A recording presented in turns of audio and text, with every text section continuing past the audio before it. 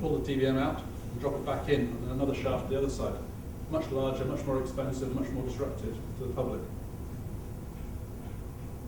The other scenario in terms of the programme would be that the tunnelling goes in advance of the tunnel of the station excavation. And what we do then is literally just run the tunnel through and build your station box around it, which is a little bit easier said than done, but it's perfectly possible again if the design is carried out on that premise. Final word on above ground solutions, viaducts and above ground stations. Although the disruption from building above ground might appear to be less, you still need quite significant road closures to make space to carry out that work. So it's not a panacea, it doesn't solve all your problems. Something to bear in mind for above ground elements of your railway. So, to wrap up and summarise some of the lessons we've learned in managing these major projects. In communication, good communications should be considered a top priority in any project. We found 3D tools to be very useful in terms of explaining complex ideas in as simple a manner as possible. We've managed to make good use of BIM, the spatial coordination, to try to eliminate some of the issues in terms of the interfaces during construction.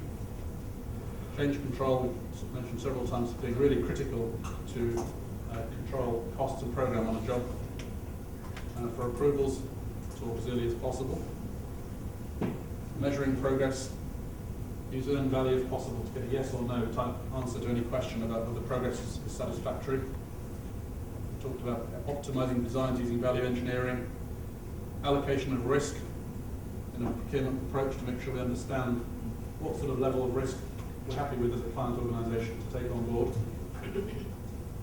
and managing risks successfully to give us a systematic approach, and also to allow us to manage the contingency and control the budget successfully, hopefully to reduce costs rather than see them increase as the job proceeds.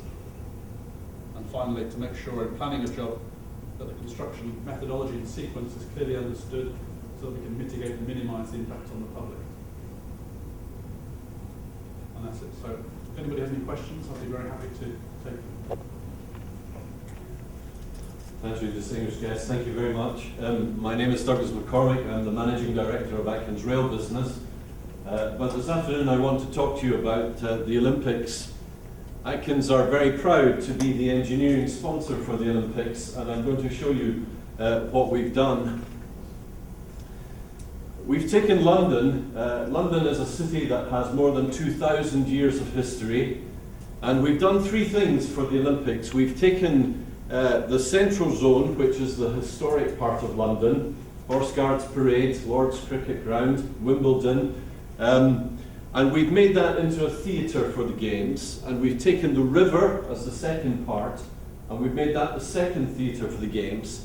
And then in Stratford we have built a world-class facility that is the main park for the Games, and I'm going to talk to you about all of that. Kayaking and canoeing and other water supports, and of course some mountain stuff for the cycling and the biking. The Olympic Park is enormous. It's 246 hectares.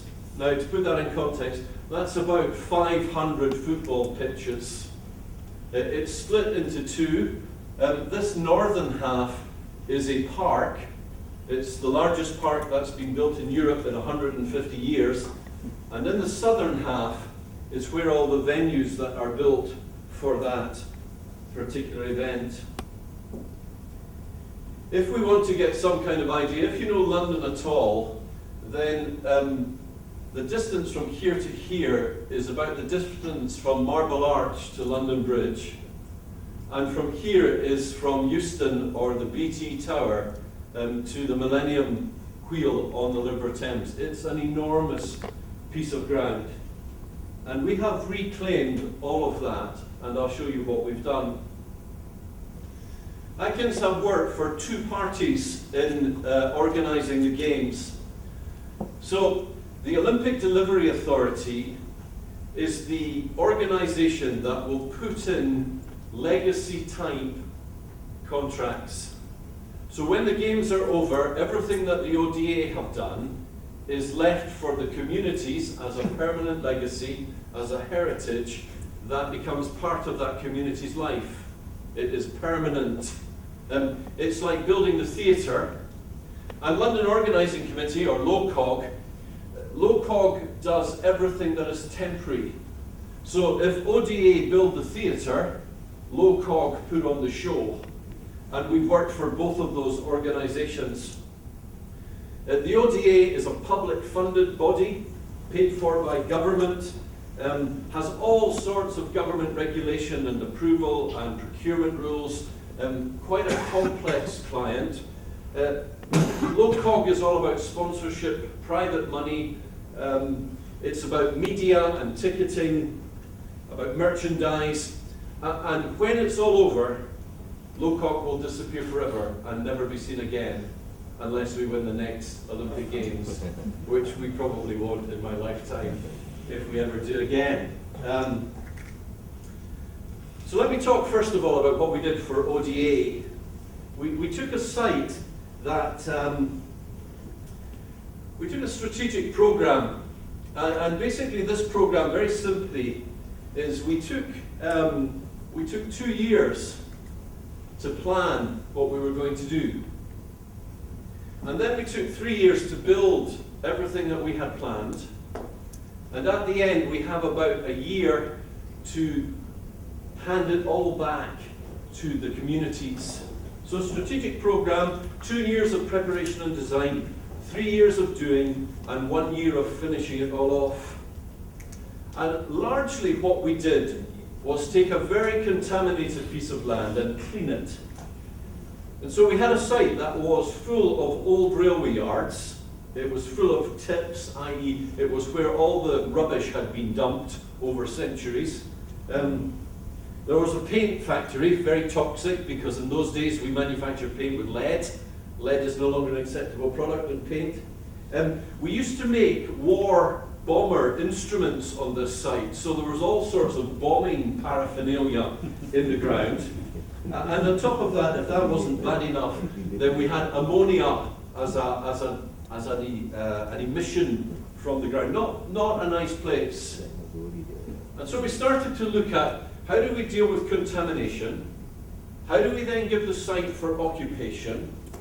The scale of this is enormous, and we want to minimize the disruption to the local communities. And as Dr. Kruger said to you this morning, we did that all on time and on budget and to the quality that was required. In fact, we handed this over 3 months early and within the budget that had been set for us. We have had something like 450 to 1,000 people working on this for 7 years. And today we're down to an average team size of 250 who are full-time on this park. 100 of them on the site itself, and 150 designers in the client's office, co-located, working alongside the client. So, what does all of that look like? Well, that's what it used to look like. It was a bit of a rundown area with all sorts of rubbish and junk and stuff. And we've taken that to prepare a kind of blank canvas for things like this, for the venues.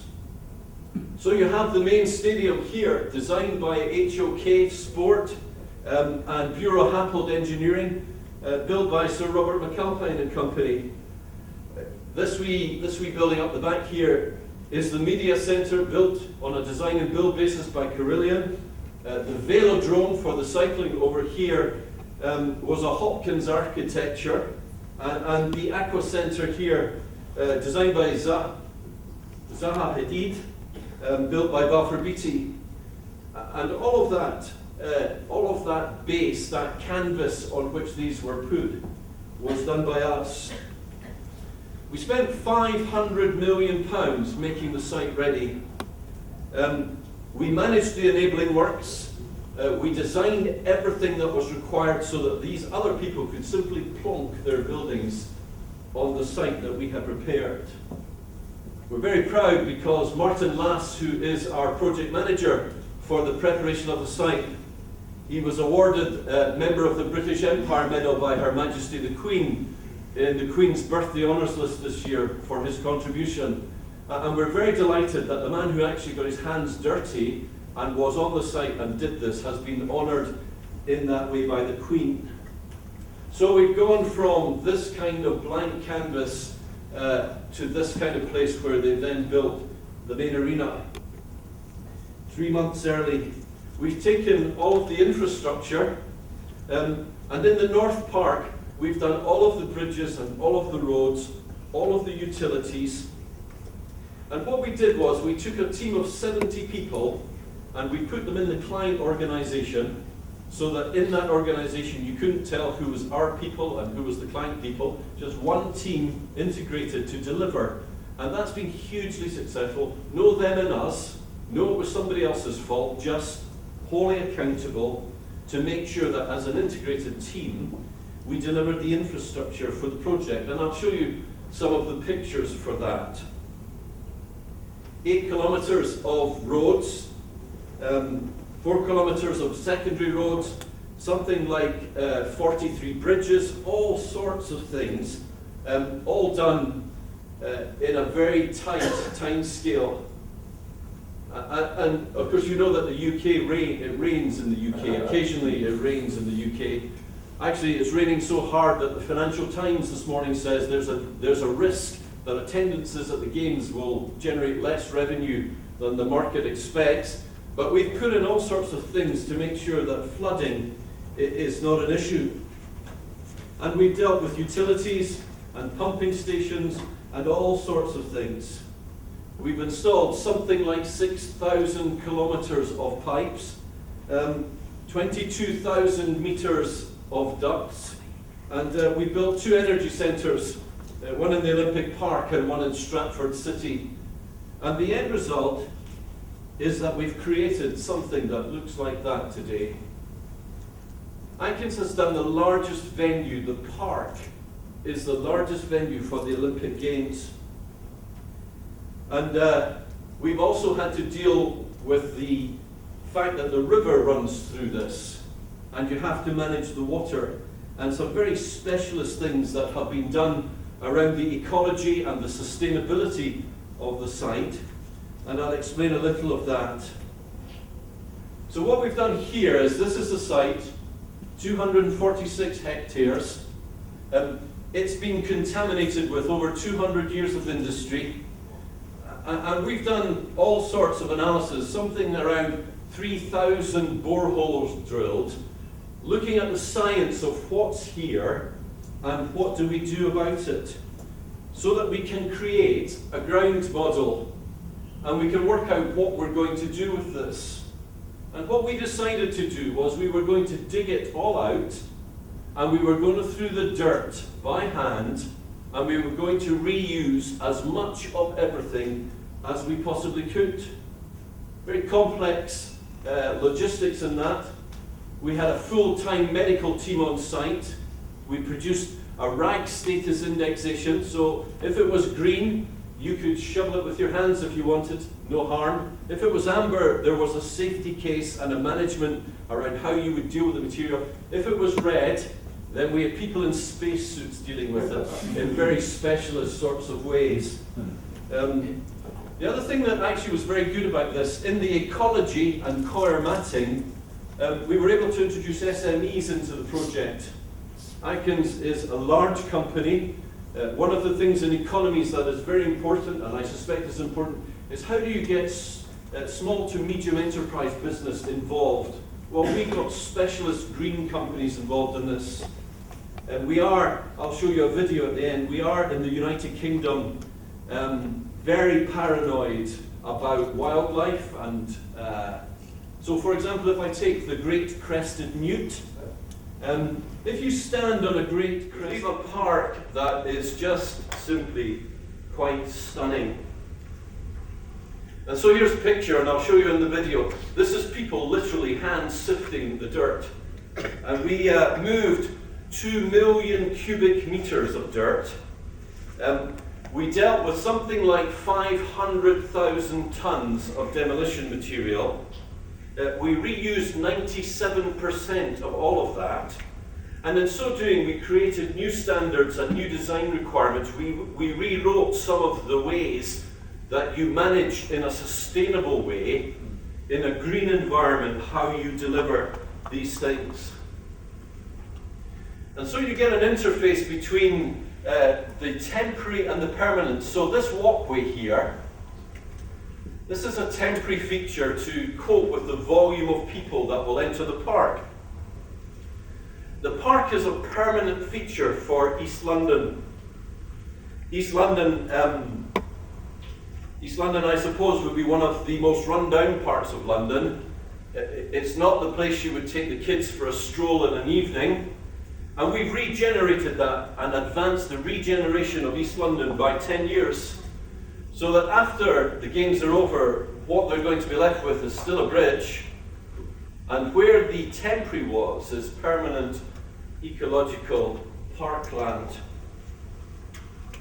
And all of that we've done so that the whole thing comes together. You have to be able to make it. And that's what it looks like on a sunny afternoon, the only one we've had in the last year and a half, before the rain came tumbling down. So, what have we done then about the temporary bit? That's permanent. That's the feature for the main games.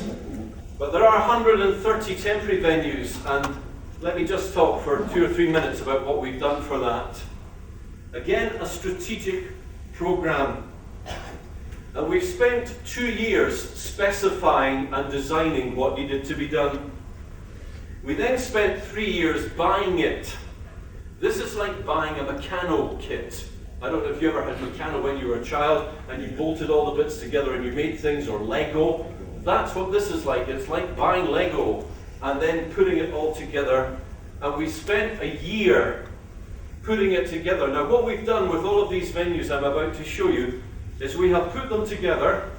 We've run a test event, so we've run it as if it were the games. We've taken it down and put it back in the box. And about 2 weeks ago, we got it all out of the box and we've started to put it all back together again. So when England beat Australia at Lord's at cricket 2 weeks past Friday, as they walked off the pitch, we walked on the pitch, and I'll show you what we've done. When Her Majesty the Queen finished trooping the colour, as the last horse and soldier left Horse Guards Parade, we arrived to make it into a beach volleyball stadium, and I'll show you that in a minute.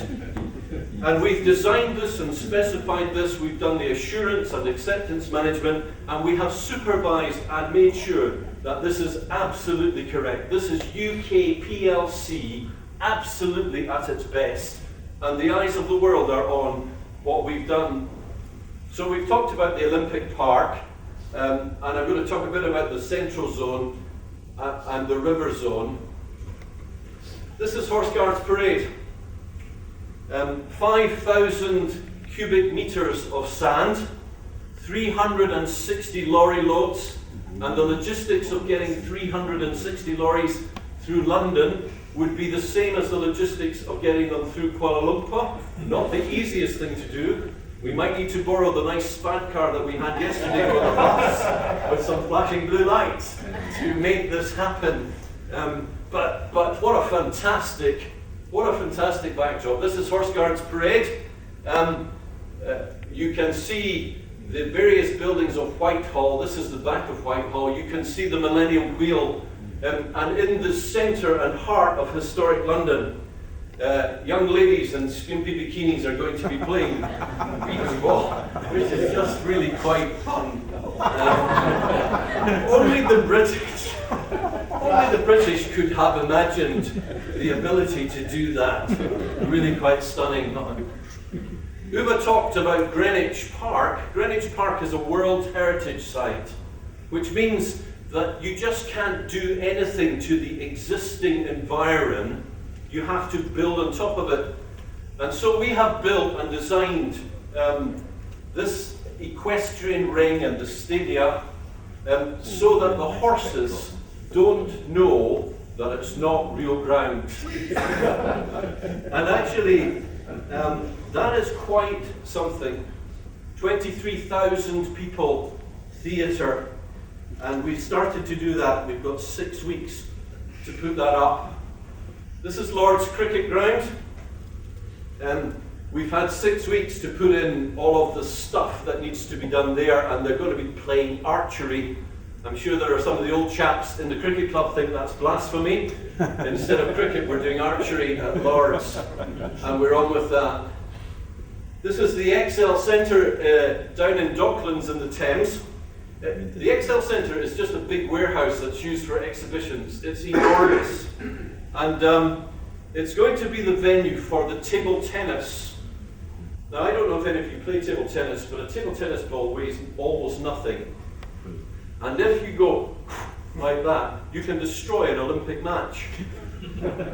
This warehouse has industrial heat and vent blowing, and one of the things we had to do was completely redesign the heating and venting of this venue so that nobody loses their table tennis match because the heating and venting went at the wrong point. Because we don't, whilst we're happy to be famous for this, we have no desire to be infamous at all. And then the last place, you may have watched the Scotsman Andy Murray lose terrifically. He was British up to the point he lost the match, and then he became Scottish, which is a common feature.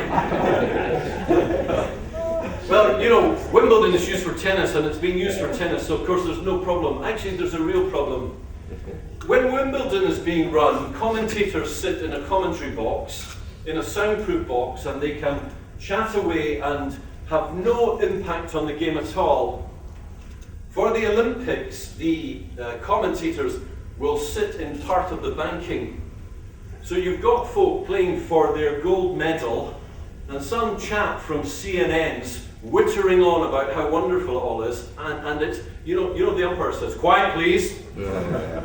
How do we manage the acoustics of that? So we've designed special acoustic provision so that they can concentrate on their tennis on the park, and in the banks where the media team people are sat, they can chip away without any interference at all in what's going on.